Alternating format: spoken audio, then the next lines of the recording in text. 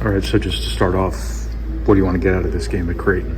Yeah, I think, more than anything, just, having somebody else guard, what we're trying to do, just like we're going to, give them a different look than what they're trying to do. And, but also get into a real game environment. I think that helps a lot of your young guys that haven't been, in that position before, is that they get to go into that before, we go to Marquette. I think that's our first road game, right? Yeah. I think that's the most important thing, just to kind of get through that nervousness or kind of those jitters when you go on the road and you play in front of a packed house. And that's what, last year against Arkansas, that really helped us. We played without Zach in the first half, which was good. We needed to have some experience of playing without him in case he got into foul trouble, in case he got hurt. So that game did that. Being on the road and getting calls, they think like my refereeing's bad in practice. Like now they go and they see it firsthand, because you tell them, like, hey, this is how things are and this is how things get called, and it's worse on the road. And it's just, that's the way it is. And it's really bad for people that come off the bench, because those guys get called for everything, where guys that start don't get called for as much. So just those type of experiences, I think, is going to be really good. Creighton is a very good offensive team. They run a lot of different things. They lost, a couple key pieces, but he's always done a great job in reloading and playing to their strengths. So like they score the ball, you make mistakes, they're gonna, run it to the other end and score it. Like that's the way they are. But there's stuff on out of bounds, side out of bounds, sets, like just a lot of stuff.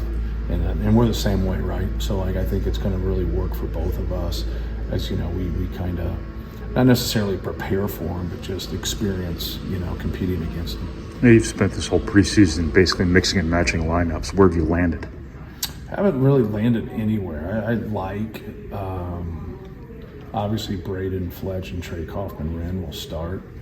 I like a lot of different looks, but it kind of depends on us, kind of depends on our team, depends on our opponent at times. So but we'll see. We'll see how things go.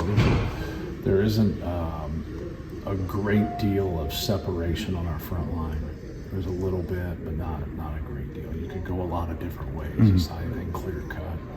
Whereas the backcourt for us, it helps the guys that I mentioned if you got another ball handler in there. Very similar to Lance Jones, right? Like when you have another guy that can handle the basketball, that can go guard a point guard too, because we'll kind of cross match up things with Braden. That piece of it really helps those guys. Do you wish there was more lineup certainty, or are you kind of enjoying to some extent like the process of figuring out how you get to use a variety of? Yeah, I don't know. I'd rather have certainty. You'd rather have Zach Edey, I know. No, I'd rather just have certainty in terms of like guys, whatever, because when you're forcing someone to make a decision, and it's got to be pretty close to a tie, right?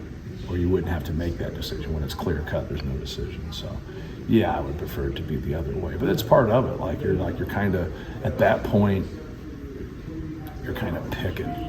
You're like, hey, he deserves it, he deserves it, he doesn't deserve it, he doesn't deserve it. Like however you want to look at it, it's like, it's close, right? And so like now, the thing that you don't like is when it's not, you don't feel like it's concrete. Like I felt like our starting lineup last year, like you could put Mason in there. He actually played more minutes than Trey.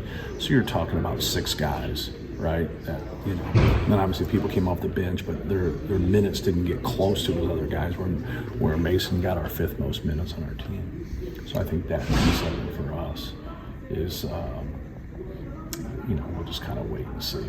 What's the feature of this matchup with Creighton, where you guys get to see an All-American center without yours for the first time in a long time? Yeah, well, we have players also, so I think that's the one thing that everybody relates to a season or the upcoming season is the past season. Whereas, like, I always tell people, like, we've won 4 out of the last 8 Big Ten championships. Zach Edey was with us for half of them.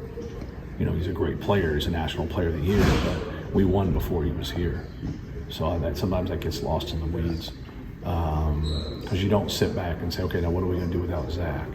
you just prepare for the next season with the people that you have. Like you don't look in the rearview mirror on those type of things. But we recruited Ryan. He's a very talented player. Very has really done some good things offensively. Obviously, he's been very consistent defensively as the best defender in that league for 3 straight years, and probably will be for 4 years. But yeah, you got to be careful. Like you got to understand with guys like that, you got to get to their body.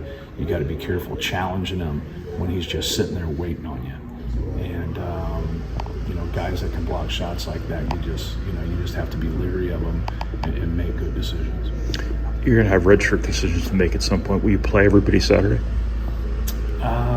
It's a good question. You guys are asking too many questions. It's been like 5. I don't think I'm playing 13 people, no.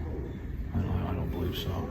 But we'll kind of see how the game unfolds. Because when you play 13 people, like, are you really helping? Like sometimes guys will play like 4 guys at the center position, and everybody plays around 10 minutes. Mm-hmm. Like, whereas now if you play 2 to 3 of them, don't you get more from those people? Like, it's almost like you don't even get anything.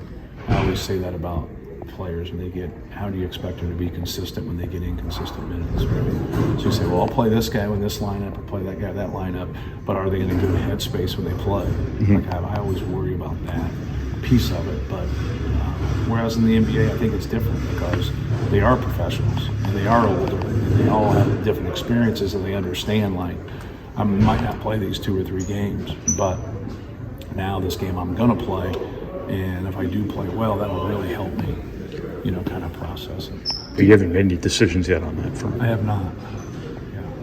Do you have an idea in your mind yet how much you'll play the small lineup with Creighton? Yeah, I'm definitely going to play it. I don't know how much. Definitely going to play it. So I've put Cam with that group that I mentioned, those 3 guys, in practice, and then kept it at 6 guys. So it forces them to, when they go that way, he can get there and play some 3 and some 4. So I like it offensively. I don't know how much I want to like it defensively is the question, right? And you got some guys that when you go big, you got to, it's got to help you rebound wise. And so sometimes people don't understand that it doesn't always equate to that. Because on paper and in theory it should, but sometimes it just doesn't. And so if we're going to be bigger, well, we got to be better on the glass. We got to be better at rim protecting. Now that's our trade, right? And so if we go smaller, now we got to do a better job of containing the dribble. We got to do a better job of keeping the ball out of the paint, and so people aren't getting the ball in operating areas. And then we got to be able to do a good job, rebounding the basketball too. So, it doesn't always have to be a trade-off, but sometimes it is a trade-off. Like, you just became better offensively, but you're not as good defensively, or you're not as good on the glass. I'm not saying that's true. I'm just saying that where it could land, and it's hard to gauge because we just play against ourselves.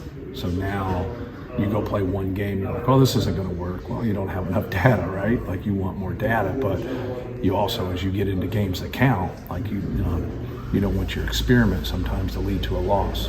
You want to make sure that you win games and you're playing to your strengths. And so I know offensively that'll be a strength, but I don't question that. But when you put skill with Braden, and then you let Trey Kaufman kind of maneuver and go against bigger people, his quickness and his ability to spin and do different things causes problems.